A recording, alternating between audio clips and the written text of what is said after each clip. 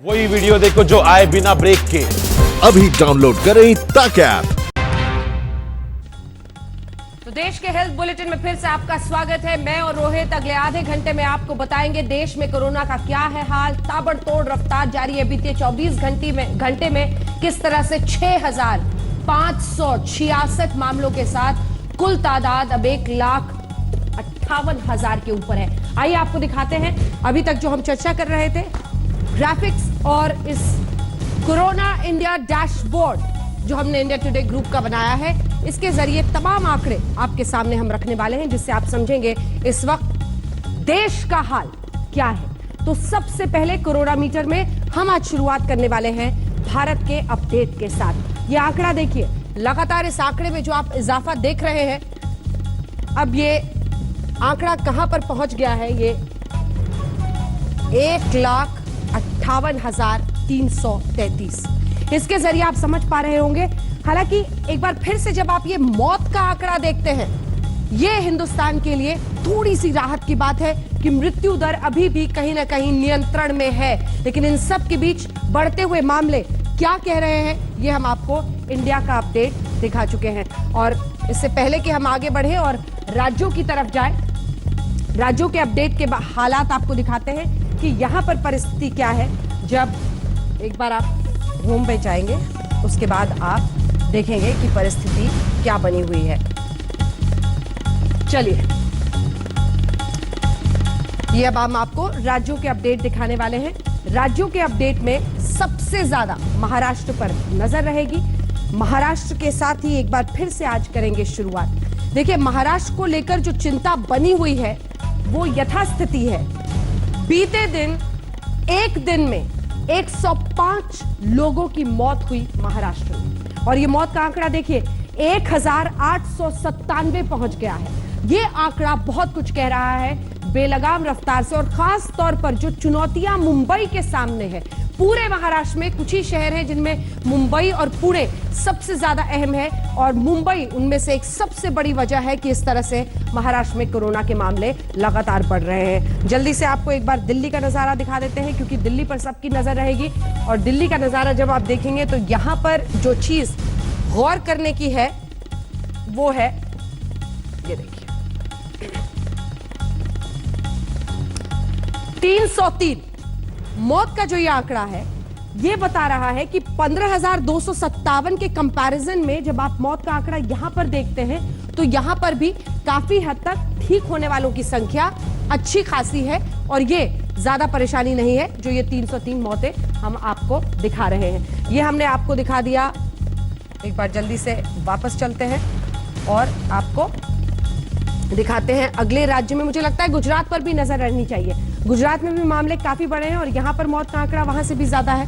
देखा आपने, 938 है गुजरात में मौत का आंकड़ा, जबकि यहां पर 15,000 के आसपास, मतलब लगभग उतने ही है जितने दिल्ली में है। लेकिन मौत का आंकड़ा यहां पर ज्यादा है, तो यहां पर मृत्यु दर ज्यादा है। यहां पर भी अहमदाबाद, सूरत, ये दो शहर हैं जो कि लगातार हॉटस्पॉट बने हुए हैं और चिंता का सबब बने हुए हैं। जल्दी से एक दो देखिए, मुझे लगता है इन सब के बीच थोड़ी अच्छी खबर भी देखनी चाहिए, इसीलिए मैं हर बार आपके लिए गोवा का ये मैप खोल देती हूँ, क्योंकि गोवा का नजारा बड़े स्क्रीन पर भी दिखाइए। ये जो मौतों का आंकड़ा है ये बहुत हिम्मत देता है, खास तौर पर ऐसे राज्य के लिए जहां पर बहुत सारे पहले टूरिस्ट आते थे, लेकिन मुझे लगता है कि लॉकडाउन का सबसे ज्यादा अगर फायदा हुआ शुरुआती वक्त में तो उन्हें ही हुआ। तो ये हमने आपको पूरी तस्वीर दिखा दी है। अब कुछ और आंकड़े आपको दिखाते हैं। देखिए, मजदूरों की वजह से कई राज्यों में कोरोना के ग्राफ को बुरी तरह से झटका लगा है, और इसीलिए अब हम आपको बड़े स्क्रीन पर जो आंकड़े दिखा रहे हैं वो है माइग्रेशन के बाद, यानी जब पलायन हुआ मजदूरों का तो उसका कैसा असर हुआ, ये आप देख पाएंगे किन राज्यों में सबसे ज्यादा हुआ। माइग्रेशन का कोरोना कनेक्शन क्या है, 100वें दिन के बाद से दिनों की संख्या है कि कौन कहां पर बढ़ा। ये उत्तराखंड की जो हरी लकीर है, इसको आप देख रहे हैं, ये ऊपर गया। 3 दिन में केस दोगुने होने के करीब पहुंच गया। पलायन का जो असर हुआ वो सबसे ज्यादा उत्तराखंड में हुआ, असम में हुआ, छत्तीसगढ़ में हुआ। इन 3 राज्यों में जो आप देख रहे हैं ग्राफ, और उसके बाद हिमाचल प्रदेश आपको दिख रहा है। ऐसे राज्य जहां पर बहुत ही कंट्रोल्ड, सीमित था आंकड़ा, उन्होंने भी पलायन की वजह से एक जबरदस्त उछाल देखी कोरोना की, और इसीलिए इस ग्राफ में भी हम आपको दिखा रहे हैं कि कोरोना का कैसे उछाल देखी जा रही है। 3 दिन में दोगुने होने के करीब सबसे उत्तराखंड आया, ये तस्वीर था। अब आइए हम आपको दिखाते हैं स्वास्थ्य मंत्रालय की प्रेस कॉन्फ्रेंस अब शुरू हो गई है, सीधे आपको वहां लिए चलते हैं। तीसरी, किसी और वायरस की बैकबोन में इस वायरस के कुछ प्रोटीन कोडिंग रीजन को लगा के वैक्सीन बनाते हैं, तो ये तीसरी तरह की वैक्सीन है। और चौथी, ये वायरस का प्रोटीन लैब में बना के उसको एक दूसरे स्टिमुलस के साथ, एडजुवेंट कहते हैं उसको, लगाते हैं। ये 4 तरह, हर तरह की वैक्सीन कई साल लगते हैं नॉर्मली, और ये 4 तरह के वैक्सीन सब लोग ट्राई कर रहे हैं। तो क्या हो रहा है देश में? एक हमारे कई कंपनीज हैं, वो उनका नाम नहीं लूंगा, आप सबको मालूम है। कुछ लोग एक फ्लू वैक्सीन के बैकबोन में कर रहे हैं, वो लगता है कि वो लेट प्री क्लिनिकल स्टेजेस में है अभी। लगता है कि अक्टूबर इस साल तक वो प्री क्लिनिकल स्टडीज हो जाएगी। कुछ और फरवरी 2021 में एक प्रोटीन बना के तैयार रहे हैं। और कुछ स्टार्टअप्स हैं, जैसे हमारे इंडियन इंस्टीट्यूट ऑफ साइंस में और दूसरे जगह स्टार्टअप्स हैं जो बड़े कंपनी के साथ यहाँ और बाहर कोलैबोरेट कर रहे हैं और वैक्सीन बना रहे हैं। और कुछ हमारे एकेडमिक इंस्टीट्यूट्स हैं, वहीं बना रहे हैं कई तरह के वैक्सीन। ये 4 तरह के वैक्सीन हर जगह ट्राई किया जा रहा है।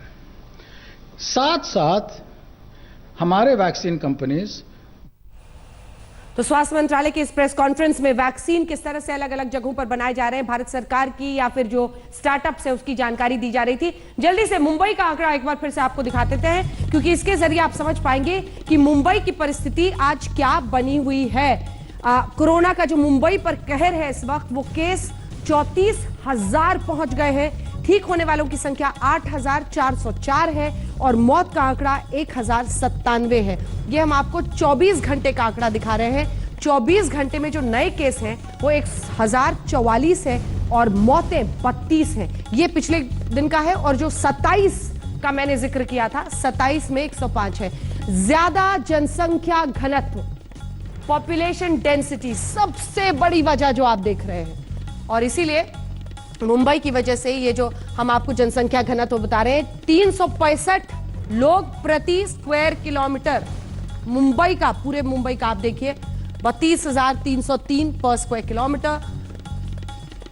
उसके बाद हम आपको दिखा रहे हैं ग्रेटर मुंबई का जनसंख्या घनत्व, और फिर धारावी का जब जनसंख्या घनत्व आप देखते हैं, यहां पर तो 2,84,000 है, 28,000 माफ कीजिएगा, 28,424।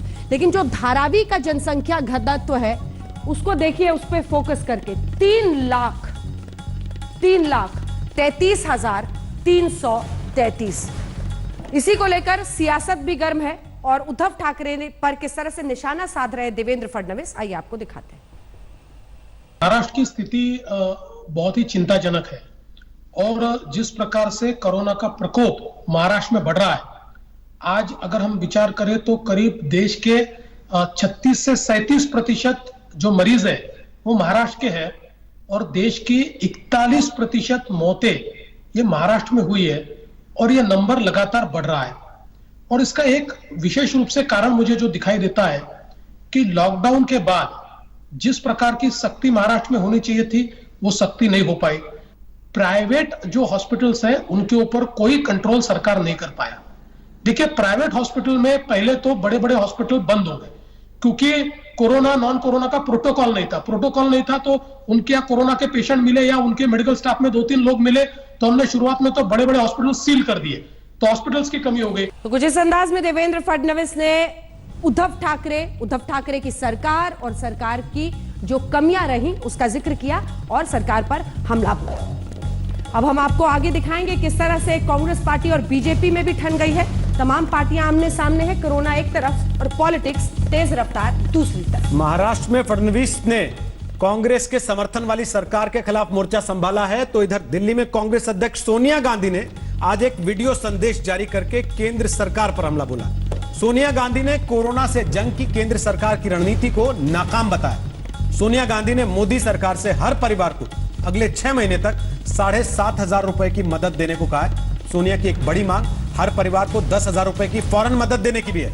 मनरेगा में मजदूरों के लिए 200 दिन काम और लघु मध्यम उद्योगों को लोन की जगह आर्थिक मदद देने की मांग भी सोनिया गांधी ने की है। आज सोनिया गांधी और प्रियंका गांधी दोनों ने मोदी सरकार की नीतियों पर हमला बोला है। हमारा केंद्र सरकार से फिर आग्रह है कि खजाने का ताला खोलिए और ज़रूरतमंदों को राहत दीजिए।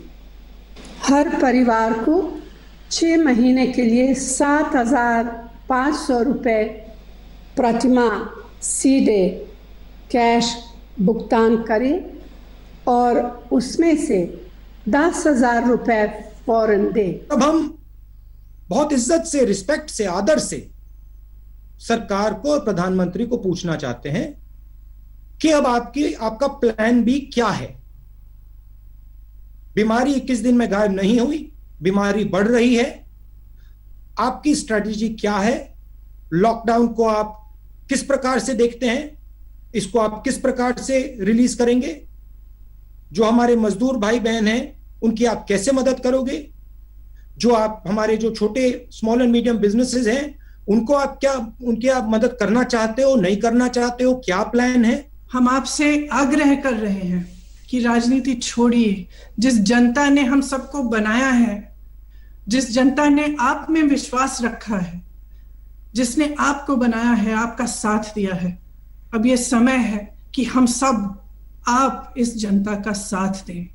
इस दुख की घड़ी में, इस संकट के समय में आप एक एक भारतवासी के साथ खड़े रहें।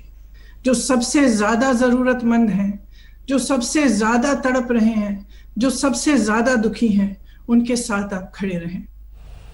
एक परिवार के 3 लोगों की बात आपने सुनी। एक तरफ कोरोना से घमासान है और मोर्चे पर पूरा इस वक्त परिवार जुटा हुआ है सरकार के खिलाफ। जी हां, देश जब कोरोना संकट से जूझ रहा है उसी समय आतंकवादी भी लगातार अपनी हरकतों से बाज नहीं आ रहे हैं, तब भी आतंकी साजिश कर रहे हैं। पुलवामा में सुरक्षा बलों ने एक बड़े आतंकी हमले की साजिश को ध्वस्त कर दिया। हम आपको बताते हैं आज की जैश की साजिश कैसे नाकाम की गई। अंजना, दरअसल सुरक्षा बलों को सैंटो कार में विस्फोटक की सटीक जानकारी थी।